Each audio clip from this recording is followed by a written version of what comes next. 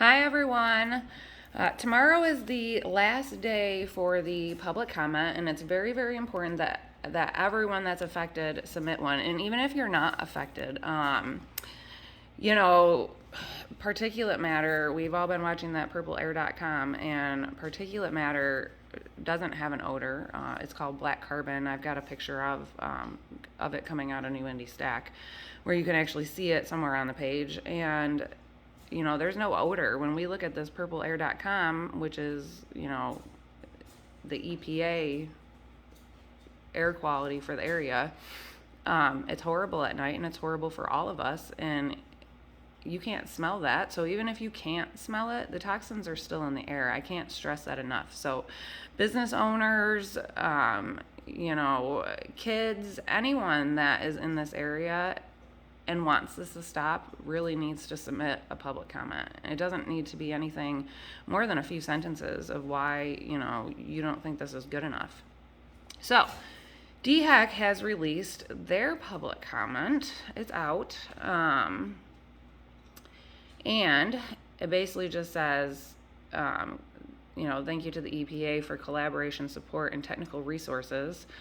And then it goes on to start talking about, what they agree with, monitoring and things like that. But I definitely feel like they've failed us again. So apparently in the proposed consent decree, the minimum detection limit is not correct. It should be 0.4 per the QAPP standards, which is the quality assurance protection plan that New Indy did in the beginning, and got approval from the EPA on. So I think it might have been set at the 0.7 because that's the minimum risk level, but I'm not sure. And it doesn't really matter because New Indy's not following it anyways. And the alleged air violation, there's several issues with the fence line monitoring. So it basically says it would give us a better understanding that if they set this minimum detection limit right of what we're experiencing. So as of right now, we have really no idea of what we're experiencing, besides what we feel and what we smell. We have no data, I guess, is what I'm saying. Then it talks about the aeration basin, and it asks them to fix something about the chemical treatment process for the unstripped foul condensate. So when we talk about that, I'm just going to run through it again. I know I've done it before. You've got foul condensate, which is like a byproduct of the process of making this pulp, and it's got 60 compounds in it, toxic contaminants within it that was in the U.S. patent that we found for the stripper off gases, which is part of the stripping equipment. So you've got all that, and the EPA and DHEC have only focused on a hydrogen sulfide because they claim that the community complained of rotten egg and fecal odor, which would fit hydrogen peroxide. Well, DHEC and the EPA, you get funding to protect us, not for us to tell you what's happening in our community. So, if there's more contaminants, which you do because DHEC talks about methylmercaptan on their New Indy odor website, you should be doing more to protect us and more to monitor. So it talks about outlining this chemical treatment system better, and basically what they got approval for on September 24th is you have half the foul condensate being treated and half of it not being treated. The half is still going to the aeration basin, the one with all the little eggs and all the little pictures that we talk about with all the sludge and land masses and things like that.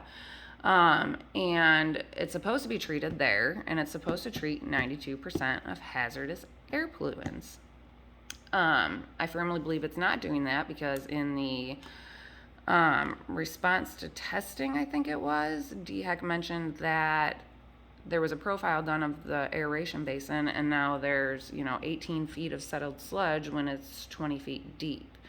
So in here they talk about how surface sludge is better, and I'll agree that surface sludge is better than it was in the beginning, but they're not doing surface sludge anymore, and they're leaving those land masses that we have in our drone footage. So it's not that great. The baffles are overcome with sludge, and that affects retention time and flow.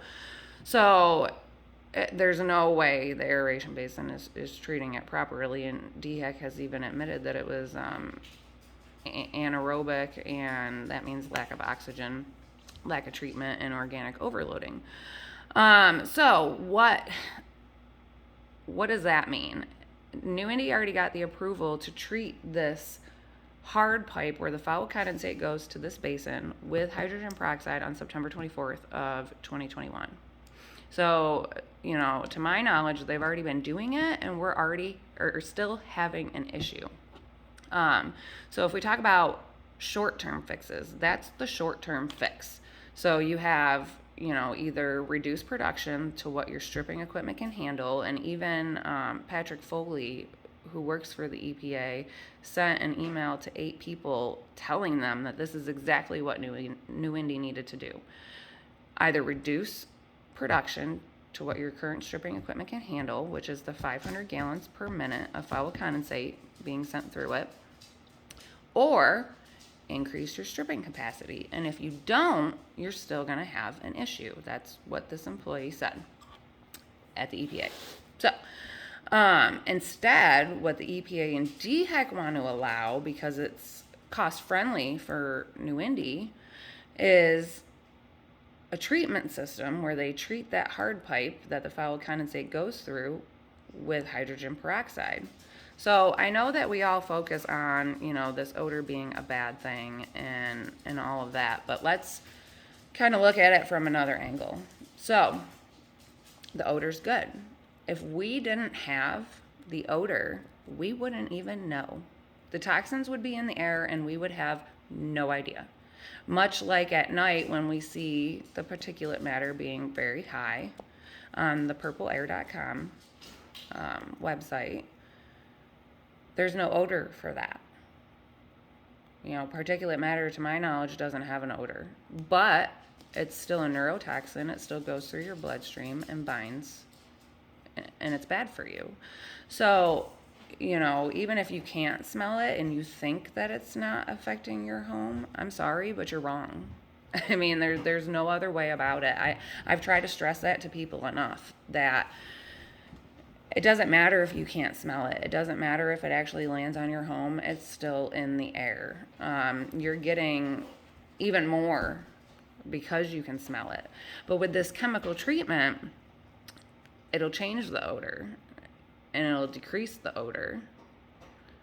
So, but what is it actually treating it with the basin being that bad? No, it's masking it until it gets to the basin for its treatment. So, the fact that they've already been doing it and we still smell it tells me that it's not going to help. I mean, that's just common sense. And I'm appalled that the EPA wants to take a $1.1 million fine when that's only around 48 cents per affected person, 1.5 million people. And it's the same capital cost of increasing the stripping equipment. So if they were to go buy another one at 500 gallons per minute, that size capacity, it would be about $1 million. So the EPA wants to take money from New Indy for what they've done, but in turn not help the community to get it to stop, because this isn't going to help. New Indy is already doing these things, and then there's other things in the consent decree that are for longer term, but it only covers about 10%, guys. It's not going to fix everything, and then who's to say in 10 years from now we're not going to have another issue. So, and DHEC in here talks about backsliding, so that, they need to come up with a plan for anti-backsliding requirements so that this doesn't happen again, because it will happen again with the maintenance issues with the primary clarifier and the issues that they had, and that equalization bypass pipe that goes down there and fiber is washed down to the aeration basin when there's maintenance issues. And there was maintenance issues because New Indy didn't update their manuals for their employees, so they're not following best management practices either. So, I'm appalled that our federal and state government would do this, and I'm really just hoping that the Department of Justice sees it and the judge sees it, which is why, I'm pretty much begging you guys at this point to submit your public comments. Because me and a few select other people that I know have submitted them, it won't be enough. So we all really, that's the one thing that we all really need to do right now is tell the DOJ what's going on, why this isn't enough, and why it's not helping.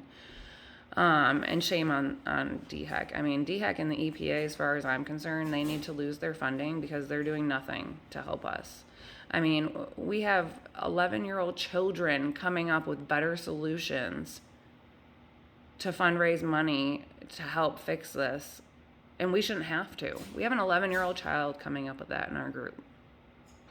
I mean, bravo to that kid, but we shouldn't have to do that. It should be our federal and state departments that get funding to do it, or their funding should be taken away.